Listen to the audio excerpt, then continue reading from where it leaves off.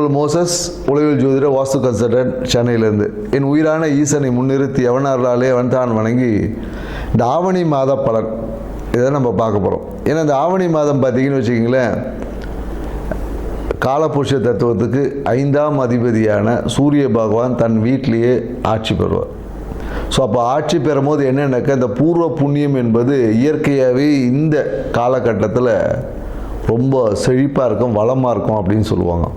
ஏன்னா நம்ம பூர்வ புண்ணியம் அப்படின்னோடனே உடனே நம்ம வந்து சொந்த ஊருக்கு தான் நினைப்போம். அப்படி கிடையாது. நமக்குள்ளேயும் ஒரு பூர்வ புண்ணியம் இருக்குது, நம்ம உடம்புக்குள்ளேயும் ஒரு பூர்வ புண்ணியம் தன்மைகள் இருக்குது. ஸோ அந்த தன்மை இந்த காலகட்டத்தில் பார்த்திங்கன்னா மிக செழிப்பாக இருக்கும். அதனால தான் பெரும்பாலும் பார்த்திங்கன்னா இந்த காலகட்டத்தில் நிறைய சுப நிகழ்வு பண்ணுவாங்க, திருமணம் பண்ணுவாங்க. நிறைய பார்த்திங்கன்னா ஆடி மாதம் முன்னாடி எல்லா திருவிழாக்கெல்லாம் அப்படியே இருக்கும். ஆவணி மாதம் பார்த்திங்கன்னா நிறைய சுப நிகழ்வுகள் பண்ணுவாங்க. ஏன்னா இந்த காலகட்டத்தில் சூரியனோட தன்மை நல்லா இருக்கும் போது, ஆத்மகாரகன் இல்லையா சூரியன். ஸோ அப்போ ஆத்ம பலம் வந்து இயற்கையாகவே எல்லாருக்கிட்டையும் பெருகி இருக்கும் இந்த காலகட்டத்தில். அதுவும் இந்த காலம் இன்னொன்றாக்கா, இந்த வருஷம் பார்த்திங்கன்னு வச்சுக்கோங்க, கேது பகவானும் 5ஆம் இடத்துல இருக்கார். ஸோ அப்போ என்னென்னாக்கா, கேது வந்து என்னென்னாக்கா ஞானக்காரகர். ஏன்னா பொதுவாக பார்த்திங்கன்னா அந்த சூரியன் வந்தால் பார்த்திங்கன்னா நம்ம ஆத்மகாரன் சொல்கிறோம் இல்லையா. ஏன்னா இந்த ஆத்மகாரகன் எந்த ராசியில் வலுவாக இருக்கோ இல்லை பலமாக இருக்கோ அந்த அந்த ஜாதகர் பார்த்திங்கன்னா மிகுந்த உச்சத்தில் இருப்பார். ஏன்னா பார்த்திங்கன்னு வச்சுக்கலாம், ஏன்னா ஆத்ம பலம் தான் தேவை.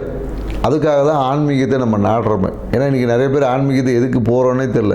நம்மளோட ஆத்ம பலத்தை அதிகரிக்கிறதுக்கு தான் நம்ம இன்றைக்கி ஆன்மீகம் இந்த பரிகாரம்லாம் செய்கிறோம் இல்லையா. இது எல்லாமே உங்களோட ஆத்ம பலத்தை இன்க்ரீஸ். அப்படி இருக்கக்கூடிய சூரிய பகவான் இந்த ஆவணி மாதத்தில் அவர் சொந்த வீட்டில் இருந்து அப்படியே ஒரு ஆட்சி பண்ணும் போது எப்படி இருக்குன்னு பாருங்கள். அதனால தான் இந்த காலகட்டம் நிறைய சுப நடக்கும் போது அது எல்லாமே வெற்றி, காரிய சித்தி, நிறைய பேர் இடம் வாங்குவாங்க. அதனால தான் பார்த்தீங்கன்னா இந்த காலத்தில் இன்னொரு விஷயம் இருக்குது. ஆவணி மாதத்தில் பார்த்திங்கன்னா விநாயகர் சதுர்த்தி. இந்த காலத்துலேருந்து அந்த விழா கோலங்கள் எல்லாமே தொடங்கும். அது வரையும் பார்த்திங்கன்னா ஒரு இந்த மந்தமாக போயிட்டு இருந்தது. இது பார்த்திங்கன்னா விநாயகர் சதுர்த்தி, அதுக்கப்புறம் பார்த்திங்கன்னா ஆயுத பூஜை, அப்புறம் தீபாவளி, அப்படியே பார்த்திங்கன்னா விழாக்களாக அப்படியே வரும். இனிமேல் ஒவ்வொரு மாதமும் பார்த்திங்கன்னா விழாக்கள், இந்த புரட்டாசி மாதத்தை தவிர்த்து. ஏன்னா ஆத்மகாரகன் எந்த ஜாதகத்தில் நல்ல வலுவாக ஸ்ட்ராங்காக இருக்கோ அவங்க தான் உச்சம். ஏன்னா சூரியன் தான் பார்த்திங்கன்னா நம்ம பெரும்பாலும் அந்த அரசியலுக்கு சொல்லுவோம், மருத்துவக்காரகனும் சூரியன் தான். ஸோ அதனால தான் எந்த ஒரு ஜாதகத்தில் சூரியன் வலுவாக இருக்கோ அவங்க நல்ல ஒரு ஃபேமஸ் டாக்டர் ஆவாங்க.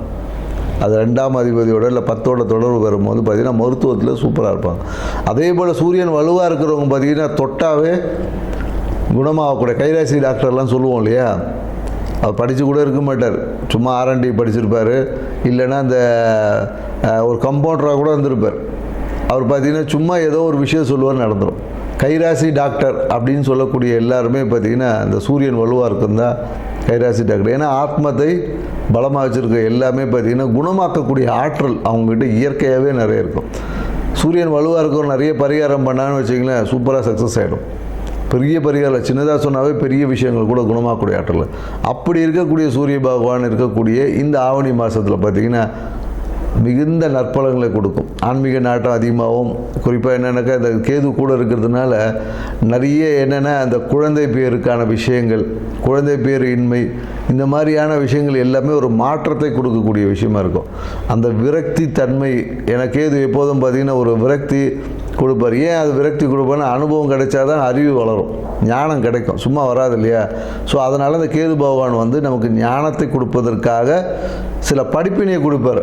அதை தான் நம்ம இங்கே விரக்தி, எனக்கு அது நடக்கலை அப்படி இப்படின்னு நம்ம சொல்லிட்டு கிடப்போம்.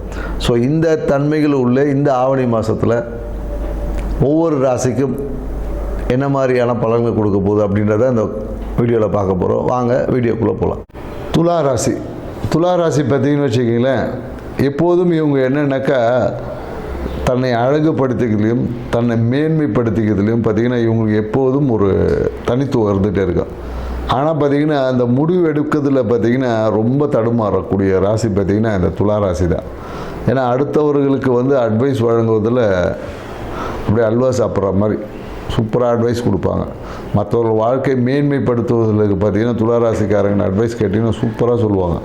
ஆனால் அவங்களுடைய சுய முடிவு எடுக்கிறதுல பார்த்திங்கன்னா ஒரு நிறைய தடுமாற்றங்கள் இருக்கும்.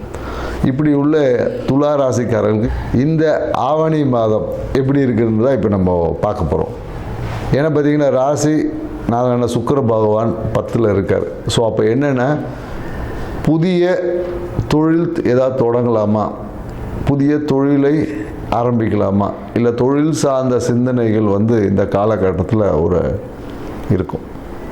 அதே போல் என்னென்னாக்கா பணம் பார்த்தீங்கன்னு வச்சுக்கோங்க, தனம் சார்ந்த விஷயத்தில் நிறைய முதலீடு செய்து விரயங்கள் செய்வதற்கான சாத்தியக்கூறுகள் இந்த காலகட்டத்தில் இருக்கும். ஏன்னா ஏதாவது ஒன்றுத்தில் இன்வெஸ்ட் பண்ணி வைப்போம், நாளைக்கு யூஸ் ஆகும், ஒரு சொத்து வாங்கலாமா, இடம் வாங்கலாமா, இப்படின்ற எண்ணங்கள் அதிகமாக இந்த காலகட்டத்தில் போகும். ஏன்னா முதலீடு செய்யும் போது கொஞ்சம் கவனமாக செய்யணும். ஏன்னா இந்த காலகட்டத்தில் என்னென்னாக்கா கையிருப்பை நீங்கள் மொத்தமாக முதலீடு செஞ்சீங்கன்னா லாக் ஆகிடுவீங்க. அதனால் முதலீடு ஒரு குறிப்பிட்ட அளவு செய்வது தான் சிறந்தது அப்படின்னு தான் உங்களுக்கு சொல்லணும். ஏன்னா வரக்கூடிய காலகட்டங்கள் கொஞ்சம் சிக்கலான காலகட்டங்களாக இருக்குது. அதை சமாளிக்கிறதுக்கு பொருளாதார விஷயங்கள் தேவைப்படும் என்பதால் முதலீடுகளை குறைந்த அளவு செய்வது ஏற்புடையதுன்னு சொல்ல. அதே போல் படிக்கக்கூடிய மாணவர்களாக இருந்தாங்கன்னா, துளாராசிக்கார படிக்கக்கூடிய மாணவர்கள் இந்த காலகட்டத்தில் வெளியூர் கல்வி, வெளியூரில் போய் படிக்கிறது, இல்லை வெளிநாட்டுக்கு போய் படிக்கிறது, இந்த மாதிரியான விஷயங்கள் எல்லாமே சிறப்பாக இருக்கும். அதே போல் என்னங்க இந்த காலகட்டத்தில் தம்பி தங்கச்சி அந்த மாதிரியான உறவுகள்கிட்ட நல்ல ஒரு ஒத்துழைப்பு கிடைக்கும், எதிர்பார்த்த உதவிகள் என்பது கிடைக்கும். அதே போல் என்னக்கா சுற்றத்தாரில் பார்த்திங்கன்னா அவங்களோட சேர்ந்து ஒரு ஆன்மீக பயணம், இல்லை கோயிலுக்கு போகிறது, வீட்டு பக்கத்தில் இருக்கிறவங்களாம் கூப்பிடுவாங்க, வா ஏதாவது ஒரு கோயிலுக்கு போயிட்டு வரலாம், இல்லை ஏதாவது ஒரு ஆன்மீக விஷயங்களுக்காக, இல்லை தியான சென்டர் போகலாம், அந்த மாதிரியான ஏதோ ஒரு குருவை போய் சந்திச்சுட்டு வரலாம், அந்த மாதிரியான ஆன்மீக விஷயங்கள் எல்லாமே இந்த காலகட்டத்தில் ஏற்படும். புதிதாக ஒரு குரு இல்லை புதிதாக ஒரு இஷ்ட தெய்வ வழிபாடு இந்த காலகட்டத்தில் கண்டிப்பாக துளாராசிக்காரங்க செய்வீங்க. ஏன்னா இந்த காலகட்டத்தில் பார்த்திங்கன்னா புதிய ஆன்மீக தொடர்புகள், இல்லை ஒரு குரு தரிசனம் பண்ணுறது, இல்லை புதிய இஷ்ட தெய்வ வழிபாடுகள், இந்த மாதிரியான நிகழ்வு எல்லாமே இந்த காலகட்டத்தில் வாழ்க்கையில் நடக்கும். அதே போல் என்னென்னாக்கா மனம் ஏதோ ஒரு மாயையிலே இருக்கும், கற்பனையிலே இருக்கும், நிலையற்ற தன்மை இருக்காது. ஏதோ ஒரு ஆழ்ந்த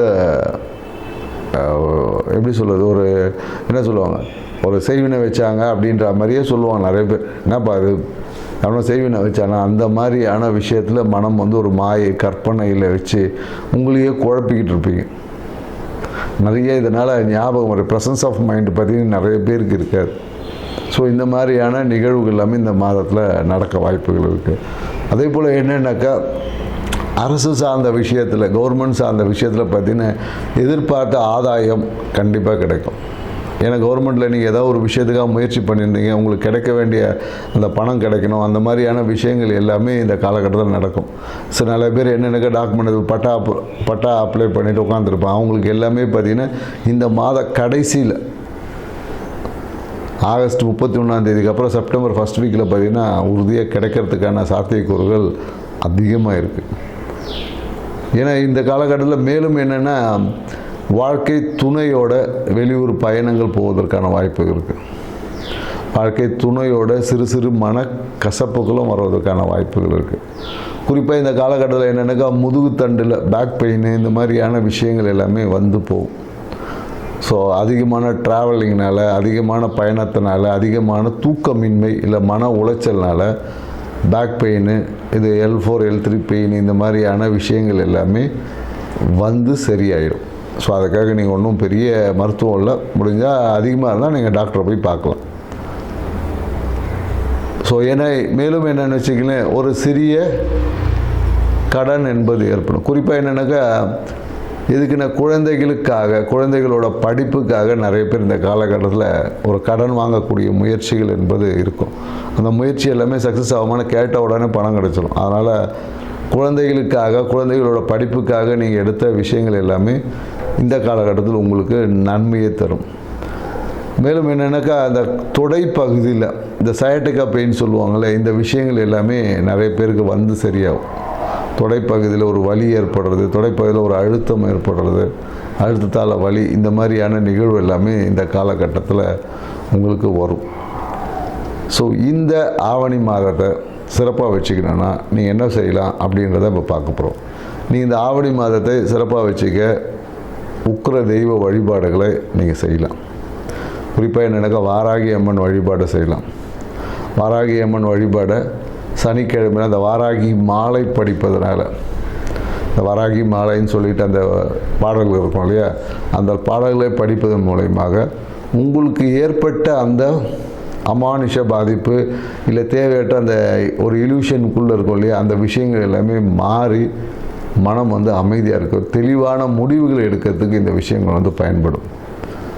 வாய்ப்பு கிடைச்சா நல்ல உங்களுடைய இஷ்ட தெய்வ வழிபாடை இல்லை ஒரு நல்ல ஒரு குருவை சந்தித்து ஆசீர்வாதம் வாங்கி பாருங்கள். இந்த ஆவணி மாதம் உங்கள் வாழ்க்கையில் சிறப்பான மாதமாக இருக்கும். நன்றி, வணக்கம்.